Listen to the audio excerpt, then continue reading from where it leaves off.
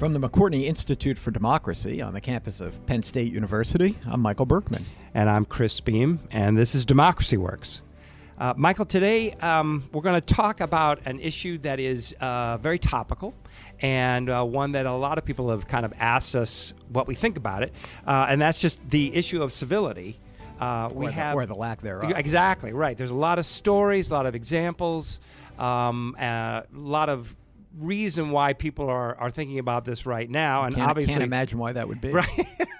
And obviously it's a pretty important issue for democracy. So today we have Timothy Shaffer, who's assistant professor of communication studies at Kansas State University in beautiful downtown Manhattan, Kansas. He's also the assistant director of the Institute for Civic Discourse and Democracy at K-State, and also the editor of a new book, Crisis of Civility.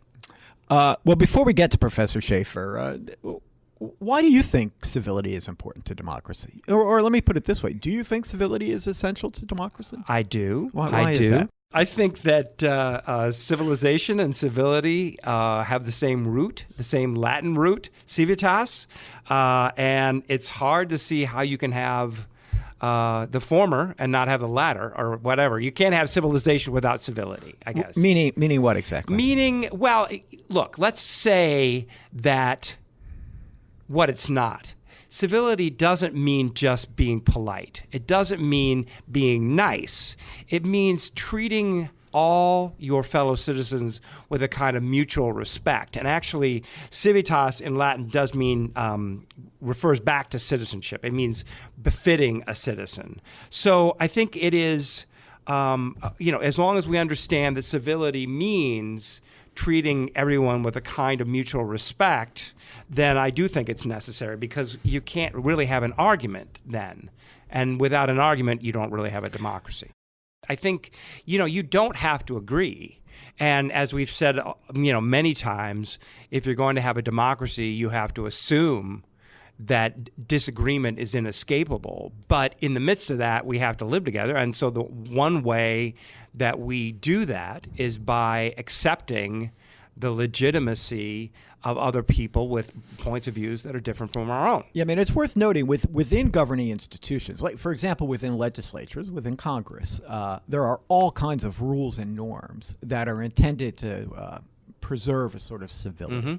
Right? It is, for example, a violation of I can't remember if this is in the House. It is a violation of congressional rules to personally insult another member of the chamber. Right. Right. They always refer to one another as Mr. or Miss or Mrs. Right. And they'll often say, and I think this is not a rule, but they will frequently refer to other people on the other side of the aisle as my good friend, or the honorable, right. Or even if they really can't stand him. Right. And these are all intended to introduce a measure of civility into our public discussions. Right, I agree. And the book Crisis and Civility speaks exactly to this. We're in a new climate, and Timothy's job is to try to figure out how to get us out of it. So let's turn to Jenna for the interview. Sounds good.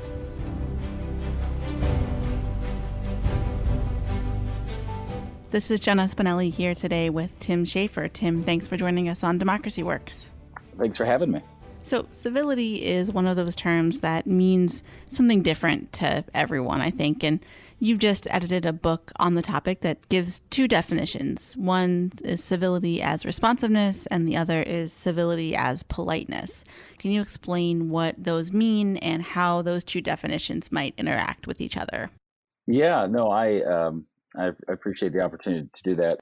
The longer answer to your relatively easy question is that we didn't necessarily say here is the single notion, but in the chapter that you referenced by Anthony Layden, who is a philosopher, he lays out these kind of two concepts of civility, and he has this, I think, important distinction between talking about civility as kind of politeness and then civility as kind of responsiveness.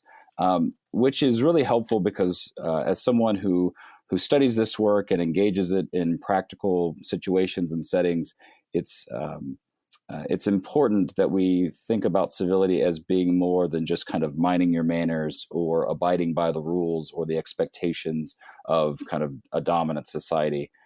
There have been some really great recent articles, for example, about civility on NPR, and some of the recent ones have really attended to one of the big concerns that we've had, and that I personally have as someone who studies and researches this, is that what does civility mean when we think about it through that kind of traditional paradigm of kind of politeness and being kind and courteous to folks?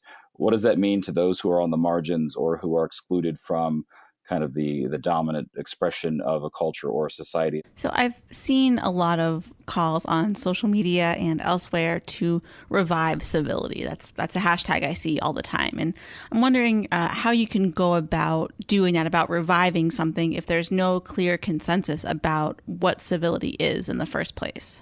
Yeah, and I would say somewhat of an analog to that is the language of civic renewal, which gets used quite a bit in the spaces that I exist in. But it begs for, I think, more consideration, because if we're trying to revive something or trying to renew something, it presupposes that there was something in the past. And I think part of the Revive Civility campaign from the National Institute for Civil Discourse, I think, is rooted more in this notion that we have in recent times seen the increases in various studies and people's experience, right? So it's not just something we have to find from research, but people are recognizing, noticing that politicians, as well as just folks in their neighborhoods and in their communities, are really ratcheting up some of the kind of partisan divisions and rancor.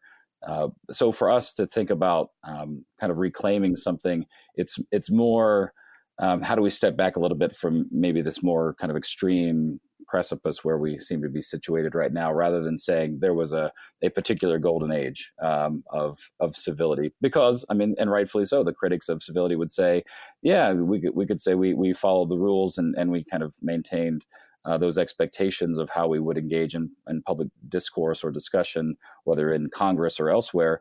But there were only certain people who were doing that or who were allowed to do that. And so I think that critique is important. And this is part of what makes this work challenging. And in some ways, I think civility is not always my first go-to or preferred term for what I do, because I think in the bigger sense, it's more about civic life and engaging in kind of a bigger notion of what it means to be able to collaborate and work across difference, rather than simply saying, are we following the rules that we've either predetermined or have been determined for us from outside forces. What role does nostalgia play here? I think you could read calls to revive civility as coming from the same rhetorical playbook as Donald Trump's Make America Great Again. So how do you kind of get past that feeling that we need to look backwards and move toward a more forward-looking view of civility? Yeah, I would totally agree. And that could have been the third example there of that kind of sense of trying to reclaim something, because then it becomes the question of like, well, okay, was the 1950s that were the good time? Who were the people that were benefiting and profiting, and who were the folks that were not even on the map, literally, when we start talking about things like redlining and otherwise. And so for us, I think the notion of particularly this book, A Crisis of Civility, it did emerge, I should say, right from work that the National Institute for Civil Discourse recognized and supported with external support as well, right? So lots of institutions saying that these are important questions to be asking right now, and only, I would say, more timely since the time that we were first meeting in the spring of 2017, when the origins of this book kind of took place, because we are seeing and continue to see, right? There's this never-ending cycle of where is the bottom for our current state of political discourse. But in fact, we've seen some really significant impacts. So in Maine, for example, they've gone through the Next Generation program, and it has really transformed how legislators operate and engage with one another, that in otherwise really contentious kind of partisan times, here's a path and opportunity for them to step back a little bit and reflect on, who are they? What are they doing? A lot of it is built around this notion of building trust, right? So if we can step back from this notion of thinking about of politics as being on a team, and I'm red and you're blue, and and those kinds of things, then we have the opportunity for more potential there. And so the Next Generation program has been collaborating with the networks across the country for state legislators and all sorts of things. And it's been really exciting to see kind of blossom in some significant ways, because I think even those in an elected office see that the issues that they're trying to champion and advocate for often require some degree of support from those who would be, quote, on the other side. And so how do we help create some of those conditions for that to be more productive? So you just mentioned two groups of people there, politicians and everyday citizens. Do you have a sense of where the need for civility and civil discourse is greater between those two groups? I think this is one of the dilemmas that we face, is that we're seeing it showing up in all of these environments, right? The expectations, kind of the norms. If C-SPAN just celebrated its anniversary just a couple of days ago, right? And so I've been watching some of these historical clips of some of these more exciting exchanges between people, right? But there are expectations of how you operate in those deliberative bodies. Ideally, those deliberative bodies. So I think there's something that's really significant that needs to happen in that space, because part of the process, the intensity of money in politics and gerrymandering, the factors that have put us kind of on this path to solidifying more kind of extreme positions. I mean, we see it from Pew and others, the kind of movement of the centers of these parties to more polarized times. That's very real. And at the same time, frankly, the space that I exist in and where I work and what I study is more localized. It's in communities. It's in local government settings. One of the projects that I'm working on right now with a number of colleagues is really exploring what are possibilities at the local level with city managers and mayors, others kind of at that level of politics is really significant. But also, even more than that for me, is exploring this in the kind of the third spaces, right? The environments where people are not in some official capacity, but are simply, and I say simply, not as a derogative here, but it's important for us to say, how do we actually engage each other in everyday life and kind of everyday talk in ways that are more respectful and civil, right? So there are those terms, but also productive, and also environments that are able to hold the important tensions that exist in civic life. We've had recent discussions here in Kansas on the concealed handgun law that changed a couple years ago, right? So there are really important topics that we need to be confronting and thinking about. But if we don't have opportunities or the spaces to do that, then I think we're really in a tough spot. And that's why the work that I do with the National Institute for Civil Discourse to me is so important, because there's this kind of national overlay that happens there, but also with my appointment here at Kansas State University and our Institute for Civic Discourse and Democracy is putting that into practice both locally in the community where I am, as well as statewide. We need to be engaging those who are these representatives who kind of show up on the national landscape and talking about politics, but we also need to reclaim politics as something that we do in our communities with people in relationship.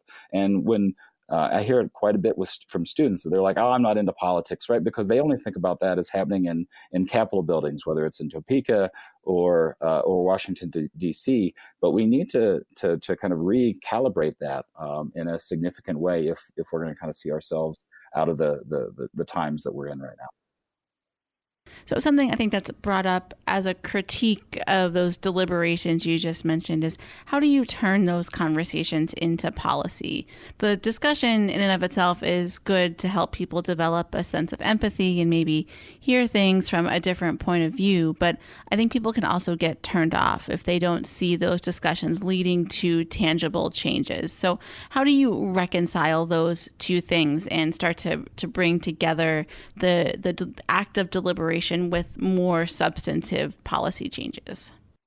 Yeah, no, that's a great point. And, a few people come to mind and some projects, and I'll speak to a colleague of yours there at Penn State, John Gastel, who he and many others work in efforts like the Citizens Initiative Review to embed these kinds of deliberative practices into formal policy processes.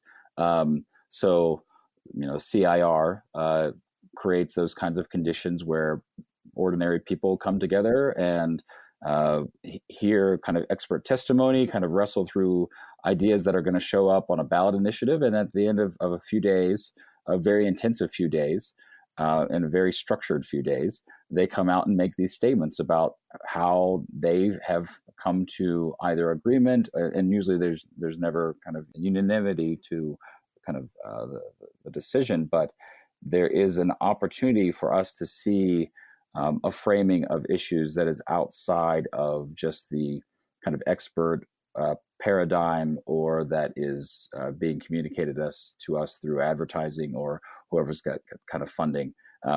There are those types of things that are happening that I think demonstrate the possibility. But I hear it quite a bit, right? Especially as I'm working with younger people, and they are saying, so what, right? So we've talked about this, and I think that's an important thing for us, especially as a field for dialogue and deliberation, to say, how do we translate this kind of everyday talk into actual policy decisions? And maybe I'll offer, this is not a contemporary example, but a historical one, because I think it makes this point. One line of my research looks at the 1930s and 40s, a program that was run through the USDA and through the land grant and cooperative extension system. So they created these discussion guides on a whole host of topics, things like soil erosion and taxes and imports, tensions between urban and rural communities, all of these types of things. And in one breath, that was done simply as a chance for people to engage in discussion. One of the leaders of the project talked about discussion being the archstone of democracy, right?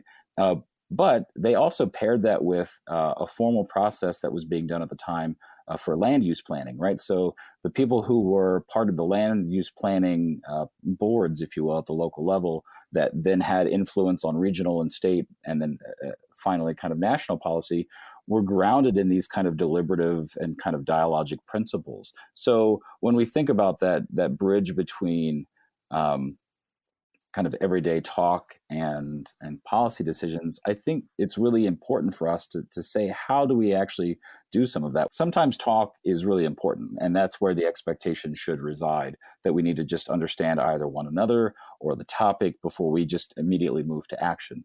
But that bridging to policy, I think, is a really important concern. And if we have opportunities to formalize that, and in fact, a lot of that can happen at local levels, right? So you can have a level of buy-in from, say, a city council, in contrast to, say, a state legislative body. And for me, that point of entry is much more both accessible, but also possible in really significant ways. I'm reminded of a conversation that we had on this show earlier this season with Jonathan Haidt. We talked about free expression of ideas, and he cites Mills on Liberty, which I believe you cite in your book as well. And I'm wondering what the right balance is between civility and free expression, and how do you set up environments where people can express their ideas freely, but in a civil way? Yeah, I mean, this is a hugely important issue, and I mean, it can be seen as this tension. And in my mind, this is where process really matters, right? So, an element of the work that I do here at Kansas State with our Institute for Civic Discourse and Democracy, we have established ground rules that we utilize in virtually any kind of public discussion or setting, and it speaks to some themes like seeking understanding, expect and explore conflicting viewpoints, right? Giving people opportunities to speak, but also listen respectfully and thoughtfully, offer and examine support for those claims, right? So it can be experiential, or it can be some kind of data point that's outside of your own kind of lived experience. But it's important to acknowledge that, and appreciating communication differences, things like that. The tension between free speech and this notion of civility, I don't think has to be kind of it's over here or it's over there. The capacity to create conditions for kind of expression of contentious views is really important. I think where we start to see some rub is the expectation of kind of, quote, safe spaces, where if people are feeling uncomfortable or maybe even challenged or attacked, that, if we set that as a ground rule, for example, that is going to become a very significant tension that we have to acknowledge. And so for me, I don't actually use that language of saying this will be a safe space, because our public life is not safe for many of us. And I think we need to step into that and wrestle with that and acknowledge it, and then figure out how do we engage in some conversation that is helpful and constructive in significant ways, but it doesn't necessarily have to be restrictive in those ways. With all that, but with all that said, right, there are some baselines that we have to abide by beyond saying, like, expect conflict and give people chances to speak. If you don't acknowledge my right to exist as a human, that doesn't work very well, right? That's outside of those kind of bounds. And that's partly why we need to have some of this. When people are just kind of yelling and lobbing, attacks at one another, that's not helpful. And at the same time, how do we step into some environment, whether it's, literally face to face in a conversation, or it's online, or whatever the venue might be, that gets us out of the ability to just kind of attack each other. And that's, for me, where I think the dialogue deliberation work becomes really important. I don't think anyone would disagree that when it comes to civility, President Trump is a model of what not to do. So given that, who do you point to as a model for how people should behave when it comes to practicing civility in politics?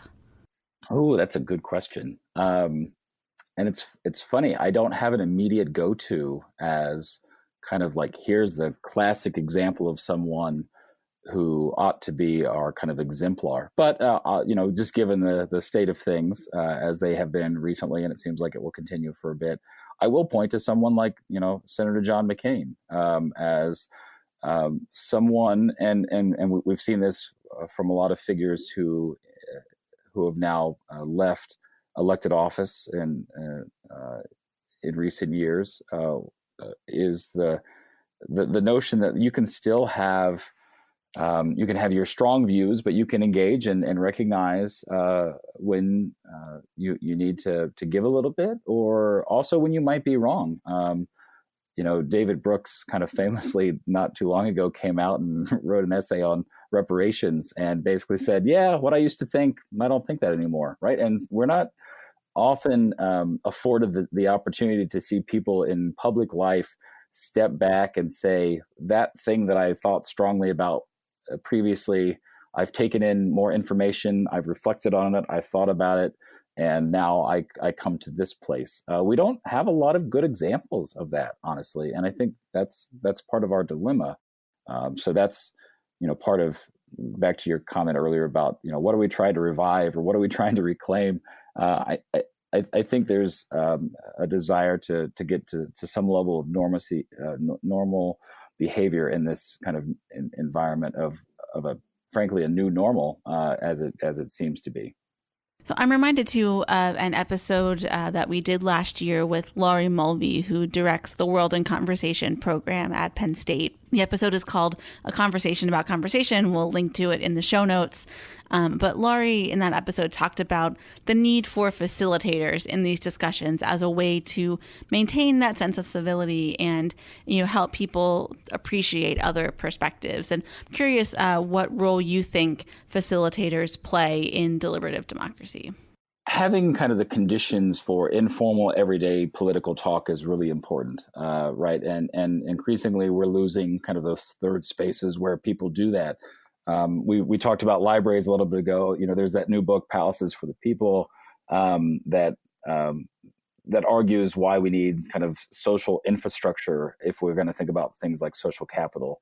And for me, that all is part of our conversation about kind of a civic ecosystem.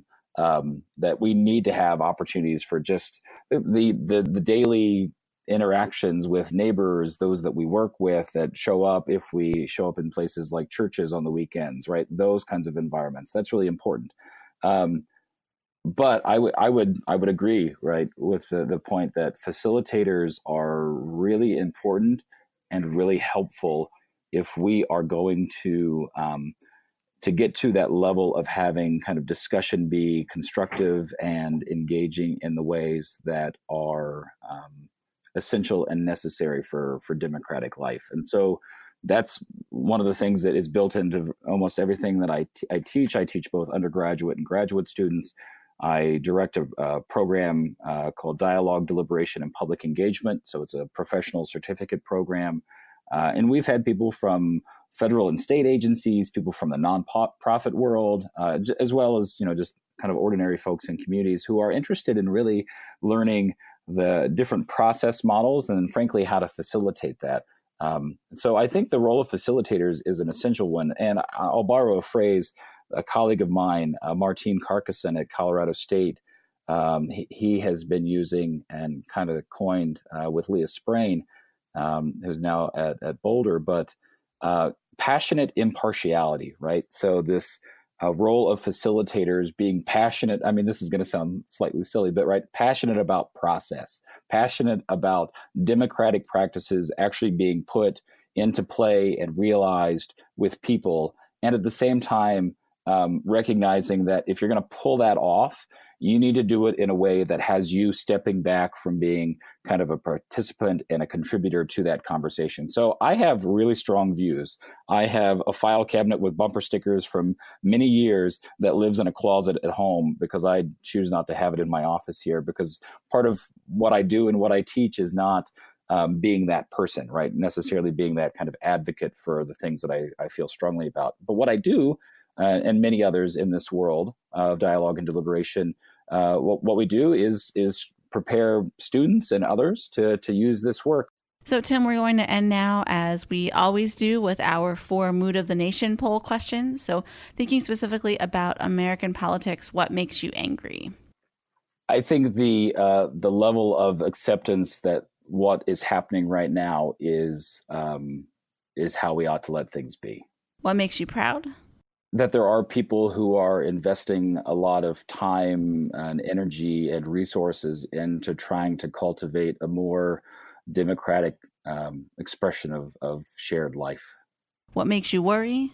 The first question, the sense that that as I experience being in a classroom and I have small children, that the way that they hear and consume news about politics is the only way that they think it might exist, and that they don't have good examples of alternatives to kind of the new normal. And finally, what gives you hope? The fact that in spite of the significant challenges, that in the most basic way, if we are to live well with one another, we need to recognize humanity in people. And I see that and I experience it when you actually get to a place of creating these kinds of opportunities for democratic discussion. There's a space where people, even though they have strong animosity towards the views that someone else might hold, they can see underneath that a bit of the veneer and recognize that there's some humanity underneath there. All right, well, we will leave it there. Tim, thank you so much for helping us understand what civility is and how we can all practice it in our everyday discourse. So thanks for joining us on Democracy Works. I appreciate it. Thanks so much.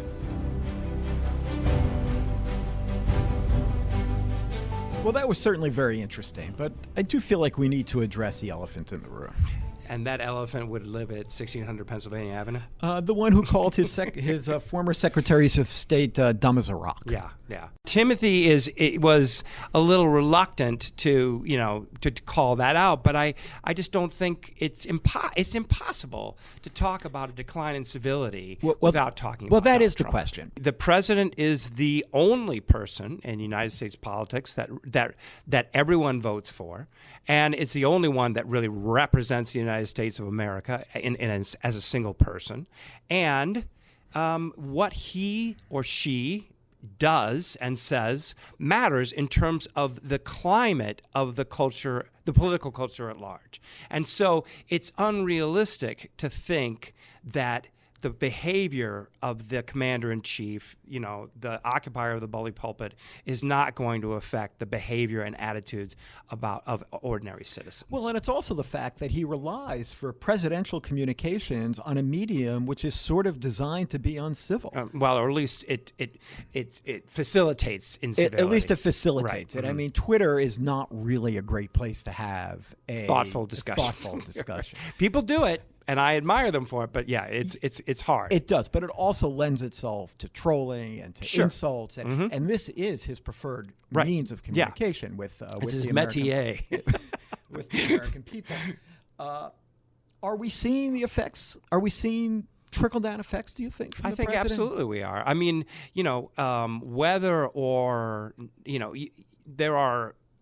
I saw a study that said that where Trump has had rallies, there's been an increase in terms of hate crimes, right? In those communities. Right, in those communities.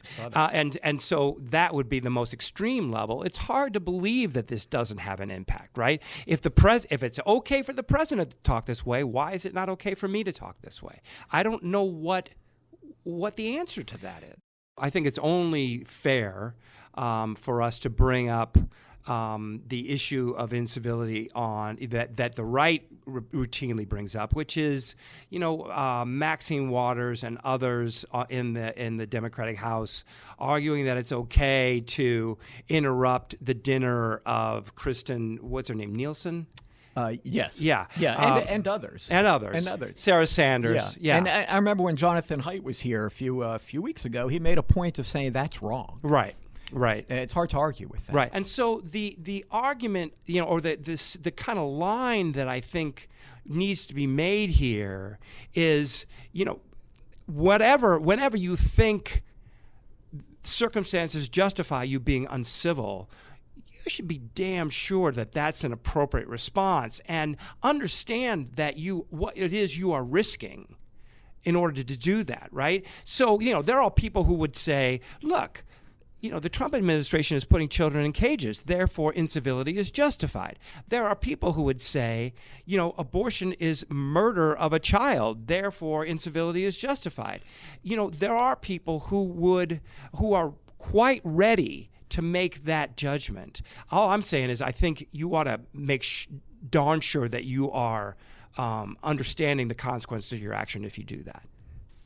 So I think it is interesting, and in this context relevant to talk about what Tim and others are doing about this. Right? They're coming up with these, revive civility campaigns and other efforts to bring citizens into new mechanisms by which they can talk to each other. Reviving suggests old mechanisms.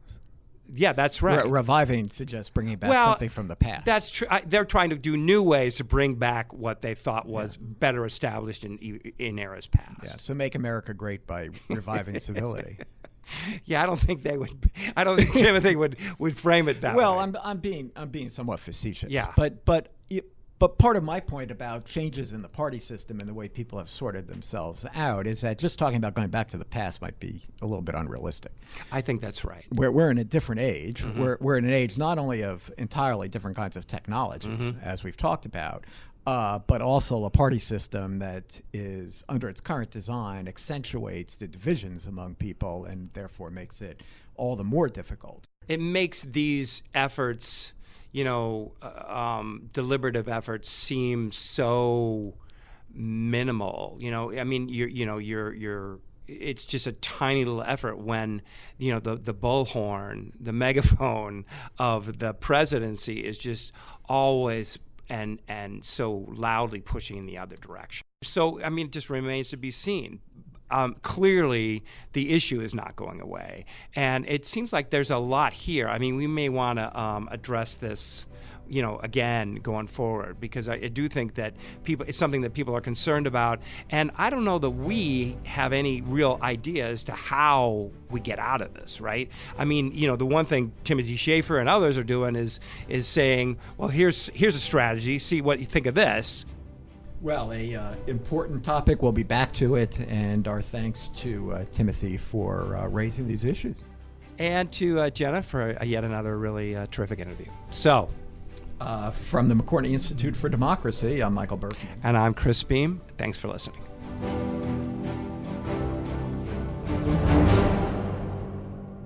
Democracy Works is produced by the McCourtney Institute for Democracy at Penn State and WPSU Penn State. Our hosts are Michael Berkman, Chris Beam, and me, Jenna Spinelli. Andy Grant is our engineer, and Mark Stitzer is our editor. Additional support comes from Emily Reddy, Shireen Stanford, Craig Johnson, and the rest of the team at WPSU. For detailed show notes and discussion questions for each episode, visit our website at democracyworkspodcast.com. And if you like what you heard today, please consider rating or reviewing us wherever you listen to podcasts. Thanks for listening.